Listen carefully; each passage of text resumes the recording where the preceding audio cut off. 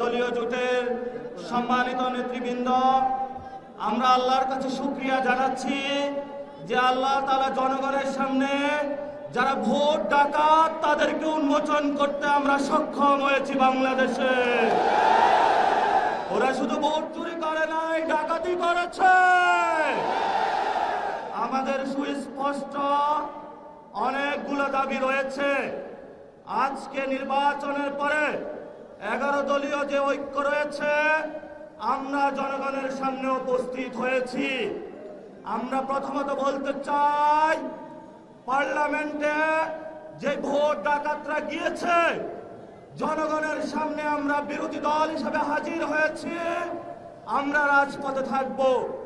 কড়ায় গন্ডায় ইঞ্চি ইঞ্চি করে জনগণের উপরে যারা ভোটের ইঞ্জিনিয়ারিং করেছে, ভোট ডাকাতি করেছে, নতুন ভাবে জুলুম চাপিয়ে দেবার চেষ্টা করছে, আমরা তাদের কাছ থেকে বুঝে নেব ইনশাআল্লাহ।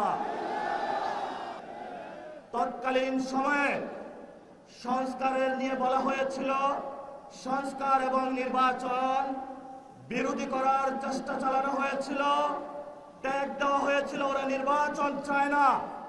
আমরা তোমাদের চোখে আঙ্গুল দিয়ে দেখেছি, আমরাই বাংলাদেশে গণতন্ত্র চাই, তোমরা চাও ভোট ডাকাতি করতে। এখন সময় এসেছে, কোনো ৯/৬ চলবে না। সংস্কারে জনগণে যে হ্যাঁ ভোটে ম্যান্ডেট দিয়েছে, দ্রুত বাস্তবায়ন করতে হবে। সাথে সাথে বাংলাদেশে সন্ত্রাস, চাঁদাবাজি, দখলদারিত্ব বন্ধ করার উদ্যোগ নিতে হবে। এবং নির্বাচনের আগে আমরা এই বাইতুল মোকাররমে দাঁড়িয়ে একটি প্রটেস্ট করেছিলাম। ভোট ডাকাতির জন্য আমাদের জামাত ইসলামের এক ভাইকে খুন করা হয়েছিল।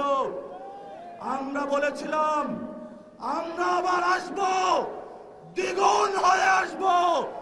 এসেছে দ্বিগুণ হয়ে। আমাদের ভাইয়ের হত্যার বিচার বুঝে নিতে হবে।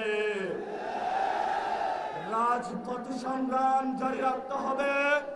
যেই বোনদের উপরে আক্রমণ করা হয়েছে, পেটে লাথি মারা হয়েছে, বোরকা ধরে টান দেওয়া হয়েছে, গুলিবিদ্ধ করা হয়েছে, পা ভাঙা হয়েছে, প্রত্যেকটির হিসাব কড়ায় গন্ডায় আমরা ইঞ্জিনিয়ার তারেক রহমান থেকে বাংলাদেশে বুঝে নেব ইনশাআল্লাহ। আমরা একমাত্র ভয় পাই কার কাছে?